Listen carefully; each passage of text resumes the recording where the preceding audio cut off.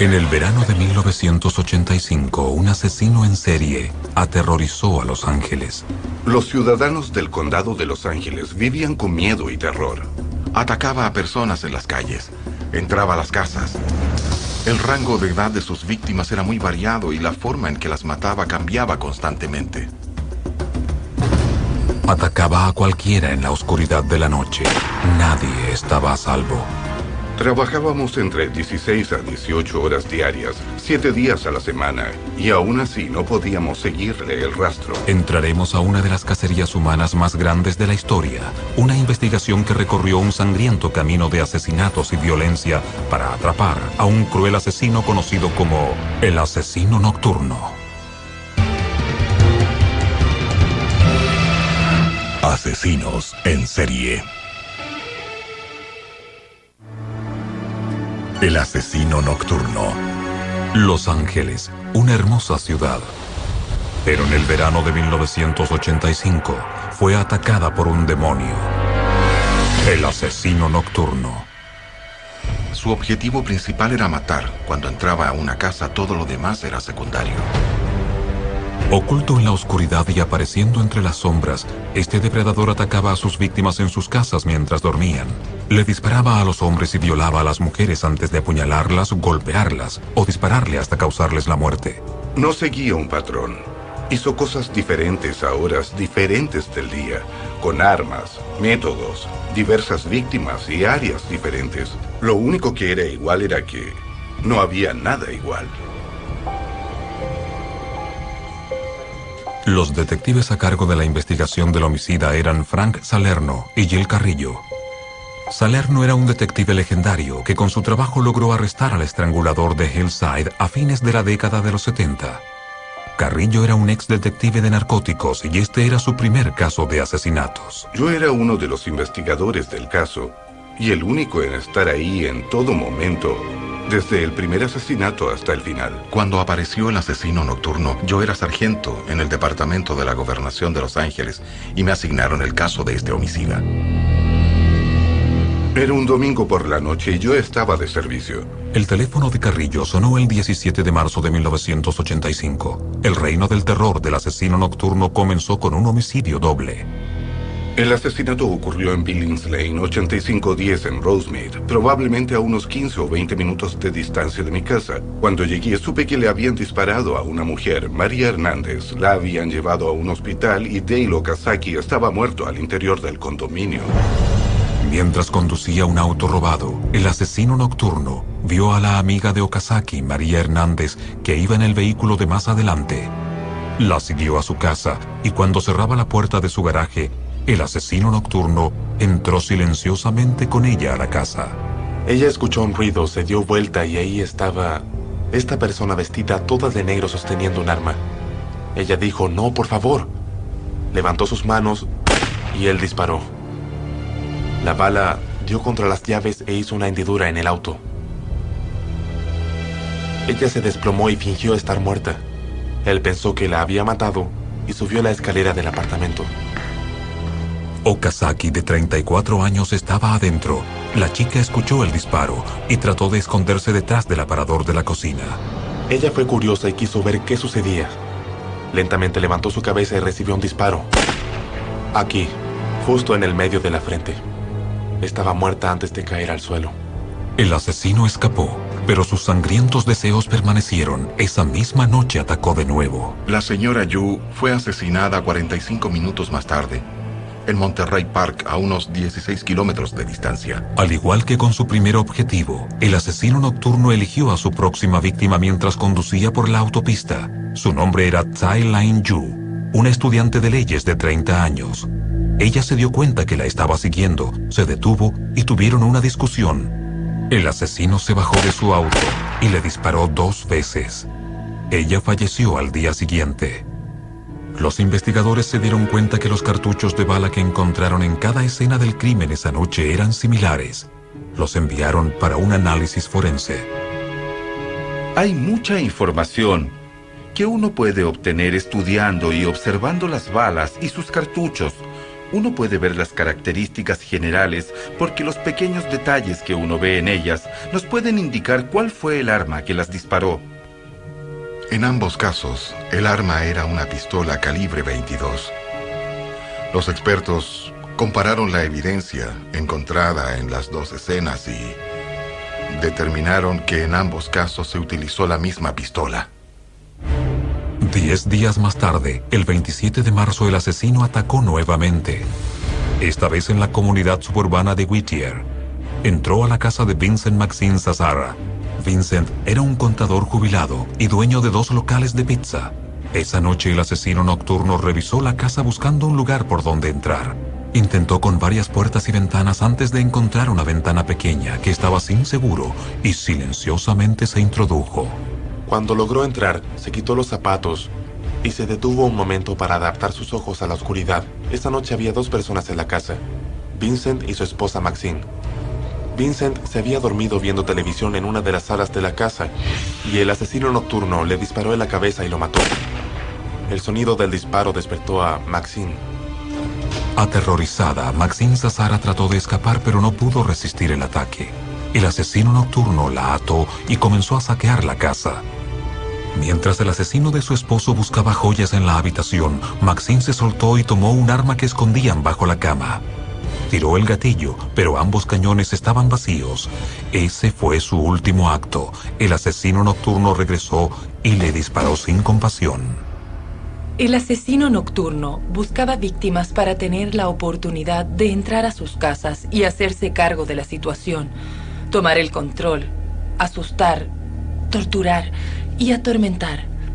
Entonces no importaba quiénes eran las víctimas, mientras ellas aumentaran su ego y le dieran una sensación de poder.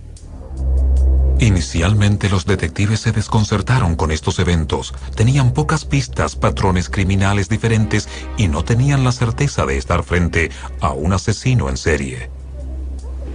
En un caso donde podemos encontrar tantos diferentes tipos de víctimas y donde el arma utilizada varía constantemente, es muy difícil establecer un vínculo. Eso significa que la policía debe investigar cada crimen como si los hubiesen cometido personas diferentes.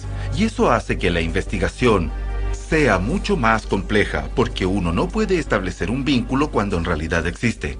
Los investigadores estaban muy confundidos por lo que encontraron en el asesinato de Maxine Zazzara. Por primera vez el asesino se había excedido. El exceso ocurre cuando el autor del delito castiga a la víctima con diversas formas de tortura que van más allá de lo que se necesita para matar a la persona. Pueden apuñalar cientos de veces, torturarlas o hacer una mutilación post-mortem. En este caso, el asesino nocturno le sacó los ojos a Maxine Zazzara. Fue a la cocina y encontró un cuchillo grande, un cuchillo de trinchar. Trató de cortarle el pecho, pero no lo consiguió. Entonces decidió hacer otra cosa, que fue extraer ambos ojos de esa mujer. ¿Qué puede provocar una matanza tan espantosa? Puede ser que cuando ella se resistió al ataque estaba muy enfadada. Él se sintió intimidado al ver sus ojos y ese sentimiento no le gustó. Entonces él va a hacer algo con la persona que lo hizo sentir como víctima en vez de victimario. Mientras los investigadores intentaban comprender al asesino nocturno, algo sí era seguro: debían atraparlo. Necesitábamos una pista más. Necesitábamos otra evidencia. Trabajábamos entre 16 a 18 horas diarias, 7 días a la semana, y aún así no podíamos seguirle el rastro. Pero el asesino nocturno aún no terminaba. Su furioso camino en una de las ciudades más grandes del mundo. Su conducta violenta sembró el miedo en millones de hogares de Los Ángeles y de otras ciudades. Durante meses, los detectives persiguieron sombras y lucharon para encontrar al asesino que atacaba libremente y que más tarde se sabría estaba poseído por espíritus satánicos. Cielos azules, playas soleadas y gente hermosa son comunes en Los Ángeles, pero en 1985, algo fuera de lo normal conmovió a la segunda ciudad más grande del país. Un asesino en serie, conocido como el asesino nocturno, rondaba la ciudad matando a las personas mientras dormían. En marzo, mató a 4 personas en 3 ataques diferentes. Los investigadores tenían pocas pistas y aún no conocían la identidad de este depredador. Este caso fue extremadamente único.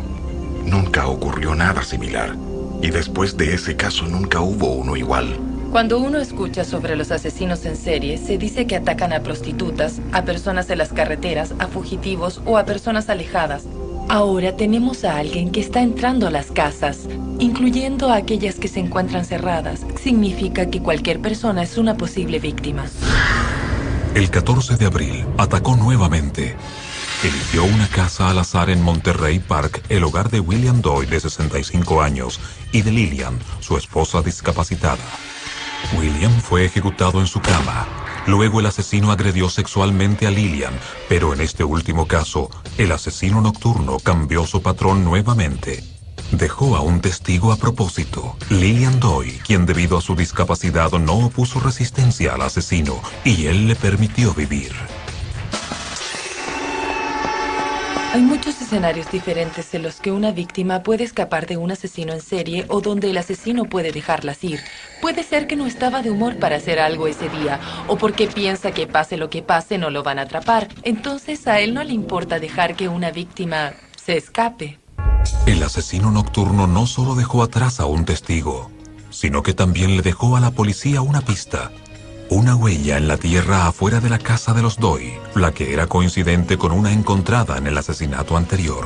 Era un tipo de zapato poco común y no había entrado en el país desde febrero de ese año. La huella encontrada en el jardín confirmó que un solo hombre era el culpable de todas estas muertes.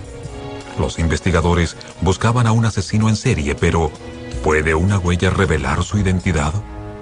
Solo trajeron al país unos 5 o 6 pares de color negro de esos zapatos deportivos con ese número. Solo un par de esos zapatos y de esa medida se vendió en el área de Los Ángeles, pero el dueño de la tienda no pudo recordar quién los compró y el recibo no tenía ningún nombre. Pensamos que tendríamos suerte y que sabríamos quién compró esos zapatos, pero no fue así y no pudimos continuar. En la tarde del 29 de mayo, el asesino nocturno siguió lo que los investigadores descubrirían más tarde era su rutina diaria: consumir drogas, ver pornografía y tener sexo con una prostituta. Todo era un juego preliminar en su preparación para matar. Esta vez llegó a un hogar solitario en Monrovia. Adentro dormían Mabel Bell, una abuela de 84 años, y su hermana de 81 años, Florence Lang. Confiadas en que nada pasaría, dejaron las puertas abiertas. Cuando giró la manija de la puerta, esta se abrió y él entró. Vio que adentro dormían 2 mujeres mayores y por alguna razón, las mujeres mayores hacían enfadar al asesino nocturno. Esa noche, eligió un martillo con mango rojo que encontró en su cocina. Mabel fue golpeada con el martillo hasta morir. Florence fue brutalmente violada y también murió. Y para que el caso fuese aún más siniestro, el asesino nocturno le dejó un mensaje a la policía. Descubrimos un pentagrama dibujado con lápiz labial en el muro y el mismo dibujo en uno de los cuerpos. El asesino nocturno proclamaba que estaba al servicio de Satanás. El pentagrama es un símbolo común en los rituales satánicos. Y alguien que lo dibuja en un lugar le está dejando un mensaje a todos los que vayan a la escena del crimen. En ese momento tuvimos uno de los primeros signos que nos indicaban que el sujeto estaba involucrado en las ciencias ocultas o en rituales satánicos. La unidad que buscaba al asesino se expandía. Los detectives recorrían Los Ángeles para vigilar, hablar con los dueños de casas de empeño y hacer contacto con la comunidad de culto de la ciudad. Teníamos a investigadores de otras unidades en el cuartel para ayudarnos, recopilando pistas por todo el condado. Los crímenes ocurrían en varias jurisdicciones y las líneas telefónicas de la policía estaban colapsadas. Ese fue un factor importante para la permanencia del asesino nocturno. Mientras el caso se desarrollaba, la oficina del gobernador en Los Ángeles tenía la mayoría de los casos, pero otros hechos ocurrieron afuera de la jurisdicción del gobernador, lo que involucró a otras oficinas. Cuando un criminal comete su delito fuera de los límites estatales o incluso fuera de los límites de jurisdicción, provoca un problema para que la ley pueda cumplirse porque tenemos jurisdicciones separadas con autoridades separadas. Según mi experiencia, participar en estos casos donde hay más de una oficina involucrada hace que la investigación sea más difícil. La investigación por comité no funciona. Mientras los investigadores luchaban con la logística, las matanzas del asesino nocturno continuaron. El 20 de julio, el asesino robó otro auto y regresó a las autopistas. Esta vez se dirigió a Glendale, el hogar de Max y Lila Kanaiden, una pareja retirada. Su hija Judy los llamó a la mañana siguiente. Recuerdo haber entrado por la puerta trasera, la cual se encontraba abierta, no estaba cerrada. Caminé hacia el dormitorio y mi padre estaba acostado con su cabeza casi decapitada y al parecer a mi madre le habían disparado en el rostro porque parecía no tenerlo. La misma noche que mató brutalmente a Max y Lila Kanaiden, el asesino nocturno entró al hogar de la pareja asiática Shanaron y Sam Keith Kovanath en Sun Valley. Nuevamente mató al esposo y violó a la esposa. Como en los 5 asesinatos anteriores, dejó huellas de sus zapatos únicos y ahí surgió una aterradora pregunta. El asesino bromeaba con los investigadores. Creo que el asesino nocturno comenzó a sentirse importante porque los asesinatos iban en aumento. No lo podían atrapar y creo que sintió que nunca lo podrían atrapar y se sentía más inteligente que la policía. Frustrados y bajo mucha presión, los investigadores dejaron que el público se enterara de lo que ellos ya sabían hace meses. Había un asesino en serie entre ellos. The LA Sheriff's Office has beefed up its patrols and warned residents to lock their doors and windows and increase indoor lighting. Las portadas lo apodaron como el asesino nocturno. Los escabrosos detalles de sus fechorías estaban en todos los periódicos y noticiarios del país. I'm very upset. It's frightening and I'm scared. Everybody is real edgy. We have diligently tried to lock all the doors and windows. Por primera vez los investigadores revelaron un dibujo del hombre que buscaban. La noticia era conocida y la gente buscaba protección. Se vendieron tantos perros guardianes en Los Ángeles que debieron traer más animales de otros lugares. En agosto de 1985 se vendió la mayor cantidad de armas en la historia de la ciudad.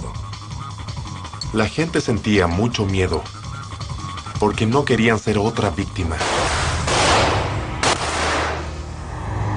La búsqueda continuaba y el asesino seguía atacando sin impunidad. El 8 de agosto condujo casi 50 kilómetros desde el centro de Los Ángeles a la ciudad de Diamond Bar. Se detuvo en una calle tranquila y luego entró a la casa de Elias Abouad y su esposa Sakina. Mientras su hijo de 3 años dormía, el asesino nocturno mató a Elias y violó repetidamente a su esposa.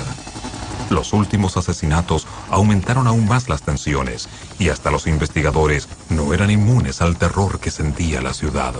Nunca tuve un caso que me afectara personalmente hasta que surgió este. Esa fue la única vez que me preocupé no solo de mi propia seguridad, sino que principalmente de la seguridad de mi familia. Mi familia sentía miedo. La gente vivía con terror y no se relajarían hasta que los atrapáramos. Lo que los investigadores no sabían era que el asesino estaba cerca de casa. Vivía sin ser detectado a unos pocos metros del cuartel de policía, en una habitación barata en el centro de Los Ángeles, pero ya estaba listo para trasladar su matanza a San Francisco.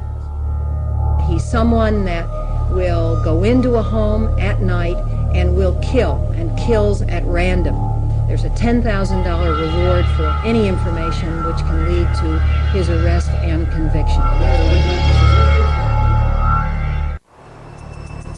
En el verano de 1985, Los Ángeles estaba soportando una intensa ola de calor, pero los residentes de la ciudad mantenían sus ventanas cerradas.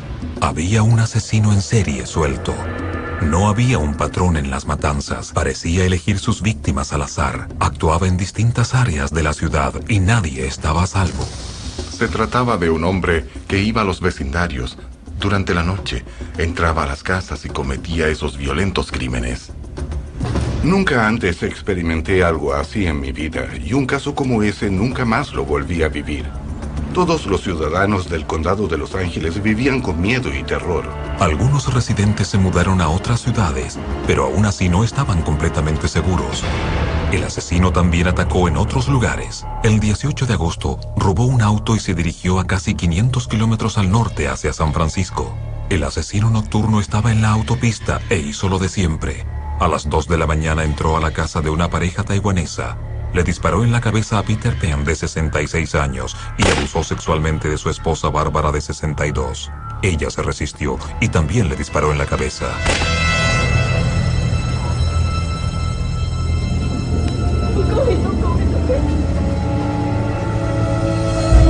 En Los Ángeles, los investigadores fueron alertados sobre el asesinato en San Francisco. Recibimos una llamada del departamento de policía del área de Glendale. Uno de sus oficiales escuchó la radio, un caso que ocurrió en San Francisco. Llamamos a San Francisco y hablamos con los investigadores. Nos dijeron lo que tenían. El asesino de San Francisco había utilizado un arma del mismo calibre que el de los asesinatos de Los Ángeles, y tal como el asesino nocturno, dejó una firma satánica para que los investigadores la encontraran, un pentagrama dibujado en el muro. Fuimos hasta el lugar. Nos llevaron a la escena del crimen, la vimos. Y luego de hablar con ellos, de ver las fotos de la escena del crimen, de ver la escena, de comparar nuestras notas y nuestras experiencias, no había duda que todos los casos estaban conectados. Las alarmantes noticias llegaron a la alcaldesa de San Francisco, quien convocó a una conferencia de prensa para advertir a la ciudad. He's someone that will go into a home at night and will kill, and kills at random. Children, women, and men. And it's a very serious situation. There's a $10,000 reward for any information which can lead to his arrest and conviction. Junto con ofrecer una recompensa, la alcaldesa entregó información confidencial vital del caso del asesino nocturno. Los investigadores de Los Ángeles estaban furiosos. It places this community in jeopardy because it impedes our ability to go forward fully with the investigation. Le entregó al público todos nuestros detalles íntimos. ¿Qué tipo de arma usó? El calibre, la huella, todo lo que solo el asesino y los investigadores sabíamos. Si yo fuera un criminal, destruiría esa evidencia tan rápido como fuera posible. Y eso fue exactamente lo que hizo el asesino nocturno. Después de la conferencia de la alcaldesa, fue al puente Golden Gate y lanzó sus zapatos y su arma a la bahía de San Francisco.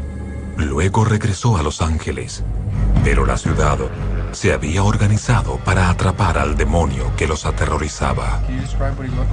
Cualquier persona que luciera como el asesino nocturno era reportado a la policía, pero el verdadero asesino se mantenía oculto. Estaba encerrado en su habitación viendo las noticias. Le prestaba atención a la investigación, pero estoy segura que se sentía bastante bien al saber que todos se preocupaban donde estaba. A pesar de la búsqueda, el asesino nocturno salió por la noche en Los Ángeles una vez más. El 24 de agosto, una semana después del asesinato en San Francisco, robó otro auto y esta vez se dirigió al sur, a Mission Viejo. Entró al hogar de una joven pareja, le disparó al hombre, abusó sexualmente de su novia y desapareció en las sombras. Police today continue to search for any clues in the near-fatal shooting of 29-year-old William Carnes and the rape of his girlfriend. They're apparently the latest victims of the Night Stalker, thought to be responsible now for 34 brutal attacks, 14 of them fatal. I am very frightened because this usually does not go on in a quiet neighborhood like Mission Viejo. So I will not leave my windows and doors open anymore. It's frightening. La histeria aumentaba y el asesino nocturno decidió salir de la ciudad nuevamente. Tomó un bus hacia Arizona y los investigadores seguían haciendo su trabajo. El asesino no lo sabía, pero cuando se dirigía a la escena de su próximo crimen, un adolescente lo vio pasar mientras reparaba su bicicleta en el jardín de su casa. El chico le contó a sus padres. Los padres fueron a la policía y de pronto la policía tenía el número de placa del auto en el que iba el sujeto. Todos los policías de Los Ángeles buscaron el vehículo y finalmente lo encontraron. Luego de llevar el auto al laboratorio de la policía, los técnicos revisaron cada centímetro buscando huellas digitales. Estaban a punto de rendirse hasta que uno de los técnicos revisó un espejo. Alguien dejó la huella digital de su dedo índice. Durante los años 80, todas las huellas digitales se almacenaban en tarjetas. Cuando se arrestaba a una persona, se obtenían sus huellas digitales y se imprimían en unas tarjetas especiales. Y estas tarjetas se mantenían en gabinetes de seguridad. Encontrar una huella igual en esos gabinetes era como buscar una aguja en un pajar, pero los investigadores encontraron otra pista.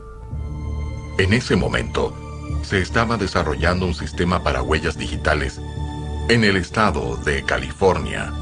Uno ingresaba una huella reciente y aparecía el nombre de su dueño, si es que esa persona estaba en el sistema. Los investigadores pidieron que la huella del asesino nocturno se analizara en el nuevo sistema, y entonces fue llevada a Sacramento. Cuando recibimos esa solicitud, todos estábamos inquietos, porque si no identificábamos la huella digital, todos iban a decir que el sistema no funcionaba. Pero si la identificábamos, sería un gran logro para nosotros. Mientras los técnicos trabajaban para encontrar una huella equivalente usando el nuevo sistema, los detectives de Los Ángeles y de San Francisco continuaban con la búsqueda.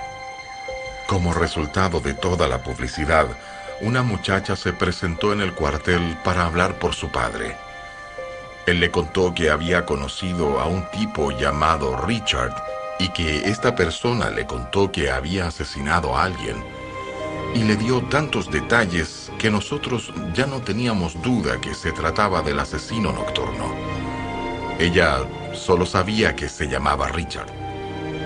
En San Francisco, los investigadores recuperaron una joya tomada del departamento de la familia Penn. Cuando la policía preguntó sobre el origen de la joya, obtuvieron el nombre de Ramírez. Ahora teníamos el nombre Ramírez, el nombre completo. Luego revisamos la huella digital y coincidía con la huella de un tal Richard Ramírez, que había sido arrestado en el estado de California. Pero aún así, queríamos estar completamente seguros. Al día siguiente, en Sacramento se encontró una huella digital igual. La coincidencia era elocuente, y el Departamento de Justicia sabía que la huella pertenecía a Ramírez. En pocas horas, millones de personas en Los Ángeles y en todo el país conocían la apariencia y el nombre real del asesino nocturno. 6'1", 155 pounds.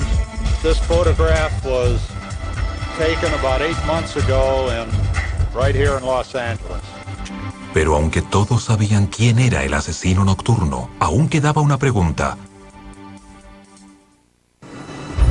En el verano de 1985, un hombre realizó la cacería humana más grande en la historia de California, tras un asesino en serie conocido como el asesino nocturno. En agosto, utilizando el trabajo de los detectives y lo último en tecnología forense, los investigadores descubrieron la identidad del hombre que aterrorizaba a Los Ángeles. Authorities in Los Angeles and San Francisco announced tonight that this man, Richard Ramirez, is the suspect in the Night Stalker murders. That word came at a hastily announced news conference. He's a male Latin, 25 years of age, 6'1", 155 pounds, black hair, brown eyes. Ramírez era un vagabundo de 25 años de El Paso, Texas, un drogadicto y ladrón. Se mudó a Los Ángeles en 1982.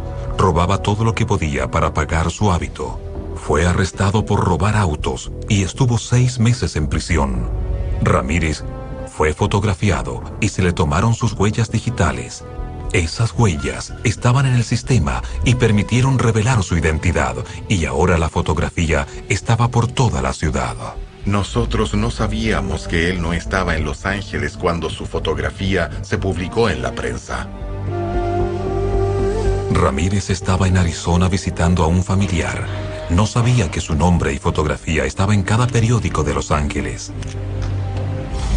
Como resultado de toda la publicidad que generó este caso, apareció un individuo. La información que recibimos fue que este hombre viajaría de regreso a la ciudad, por lo cual pusimos bajo vigilancia la estación de buses. Todos buscaban a Ramírez, mientras la policía registraba cada bus esperando encontrar al asesino. Ramírez regresó a la ciudad. Esa mañana Él regresa a la ciudad en un bus desde Arizona, Phoenix. Se da cuenta de la vigilancia, de los policías, pero no sabe que lo están buscando a él. Y teniendo el cuidado suficiente, se dirigió hacia el exterior, por la salida de los buses, en lugar de usar la salida de los peatones. Caminó por una calle y, más adelante, entró a un pequeño local de licores. Miró hacia abajo y se dio cuenta que su fotografía estaba en todos los periódicos. En ese momento una mujer lo reconoció. Se puso pálida como un fantasma, lo apuntó y dijo: el matador, refiriéndose al asesino. Él entró en pánico.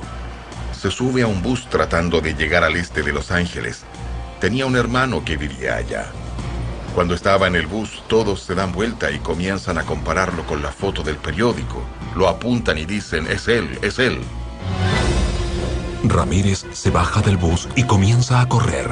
Corre más de 3 kilómetros en dirección a la casa de su hermano. Luego trata de robar un auto. Intenta ingresar a una casa, pero había mucha gente en la calle. Le gritaron y llamaron a la policía. Más de 40 patrullas y 7 helicópteros rodearon las calles del este de Los Ángeles.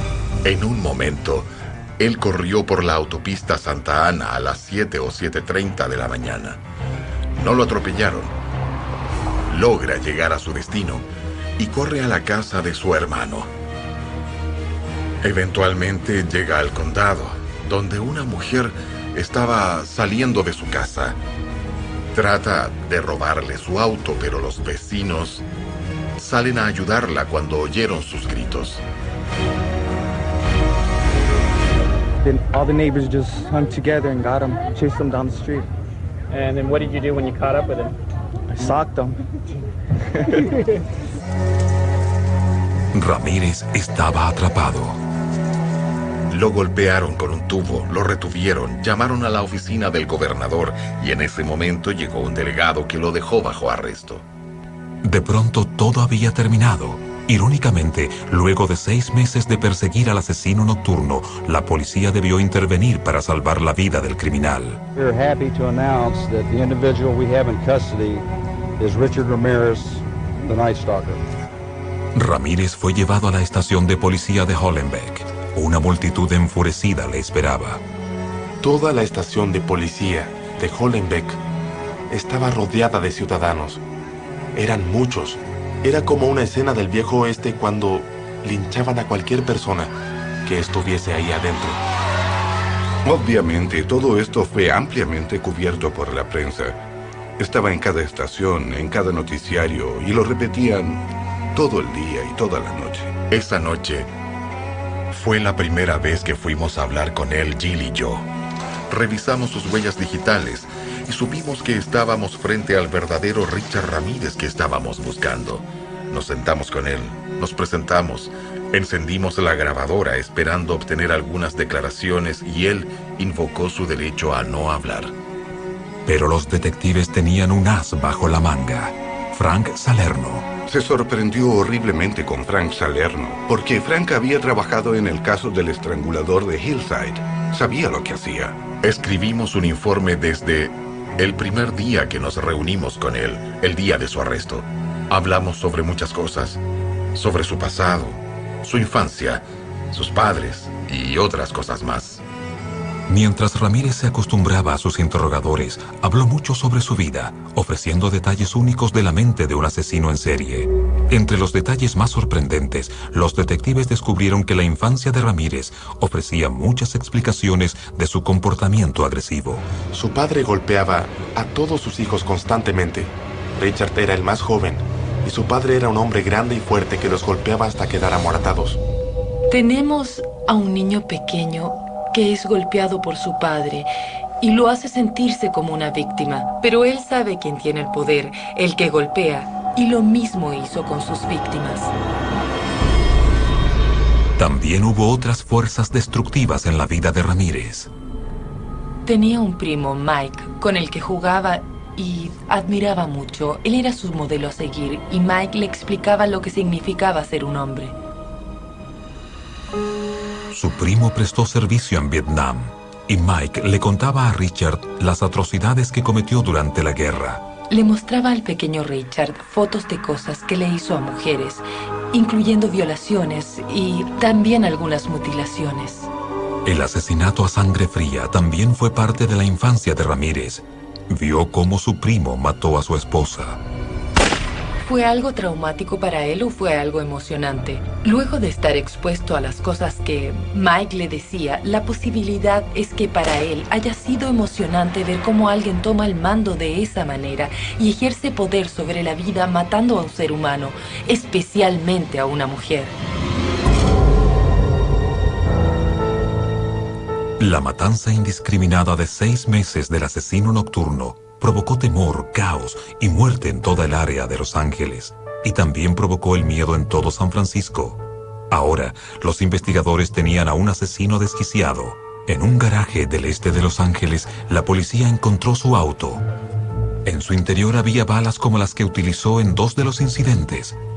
También recuperaron una pistola usada en otro asesinato.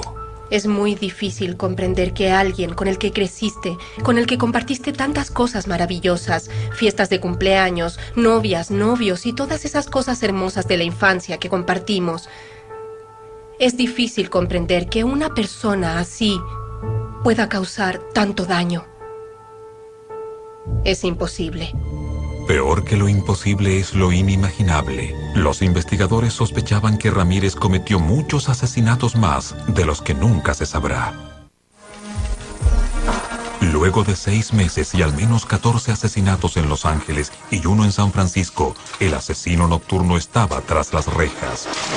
Atacó a personas al azar, entró a sus casas en la oscuridad de la noche y las mató.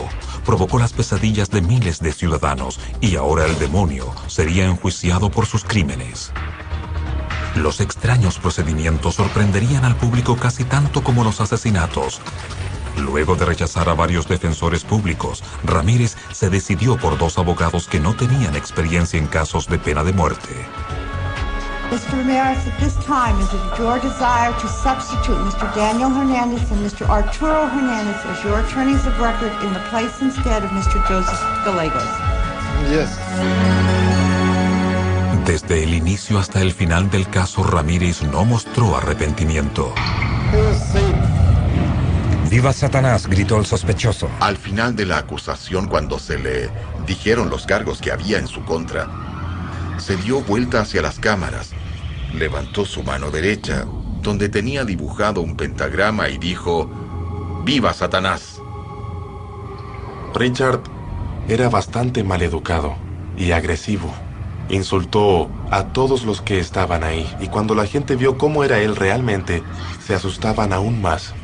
En otra oportunidad, cuando él estaba en su celda, se cortó y con su propia sangre dibujó un pentagrama y escribió 666. Cada vez que él hacía algo así, nosotros lo documentábamos y lo usábamos en el juicio para vincularlo a los asesinatos. En poco tiempo se podía entender que él era el tipo de persona que podía hacer algo así, por los comentarios y también su risa. Cuando se mostraban evidencias de los cuerpos, él reía malvadamente. Cuando se daba cuenta del dolor que le causaba a los familiares de las víctimas, se burlaba de ellos.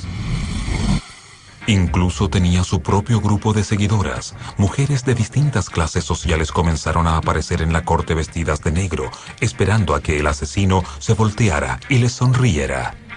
La psicología de quienes siguen a los asesinos en serie es algo muy extraño y es un hecho que ha sucedido por más de un siglo. Ramírez no era el único que atraía a las mujeres. Mientras Ramírez le sonreía a sus admiradoras, su actitud era desafiante para todos los demás. Luego de 55 días de testimonios, 165 testigos y 650 evidencias, el juicio estaba llegando a su fin. Accused Night Stalker Richard Ramirez didn't even want a defense presented. Pero la defensa sí se presentó, y pronto la inexperiencia del abogado se hizo evidente. He was somewhat of a inexperienced, not really well versed on any kind of, in the profession of crime. Los fiscales dijeron que el material presentado por la defensa era confuso y equivocado. The only thing I hope is that the jury has taken better notes than Mr. Hernandez has. En otro vuelco de la loca saga del asesino nocturno, la defensa decidió no presentar testigos. Al jurado le tomó 22 días decidir su futuro. El 20 de septiembre de 1989, el jurado declaró a Richard Ramírez culpable de 13 asesinatos y más de 30 delitos relacionados. Luego el asesino nocturno se dirigió a la corte. You don't understand me. You are not expected to. You are not capable of it. I am beyond your experience. I am beyond good and evil. Legions of the night, Nightbreed. Repeat not the errors of Nightfather and show no mercy. I will be avenged. Lucifer dwells within us all. Ramírez enfrentaba dos posibles sentencias: la pena de muerte o la cadena perpetua sin libertad condicional. It is the judgment and sentence of this court that Richard Ramirez shall suffer the death penalty. This penalty is to be inflicted within the walls of the state prison of San Quentin, California, in the manner prescribed by law, and at the time to be fixed by this court in the warrant for execution. A pesar de haber sido sentenciado a muerte, Richard Ramírez permanecía desafiante. It's a big deal. Death always went with the territory. Pero incluso condenado a muerte en San Quentin, la habilidad de Ramírez para generar conmoción y publicidad ha continuado. I just wanted to say I'm ecstatically happy today and very, very proud to have married Richard and to be his wife. El 3 de octubre de 1996, luego de 8 años de cortejo tras un vidrio a prueba de balas, Doreen Lioy y Richard Ramírez se casaron en la prisión estatal de San Quentin. I hope that you will be very respectful of the day and let me go and enjoy my day in peace. 41-year-old Doreen Lioy, a freelance editor, declined to answer questions following the ceremony that was attended by Ramirez's brother, who served as best man, his sister, and a niece.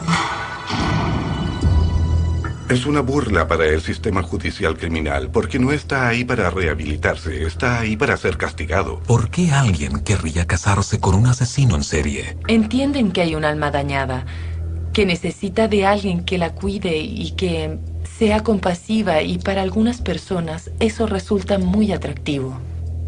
¿Qué puede ganar un asesino casándose antes de la pena de muerte? Para él, la ventaja es que tiene a alguien fuera de la prisión que puede hacer cosas por él, preocuparse y hacerlo sentir que alguien está pensando en él, que no se está pudriendo en una celda de prisión.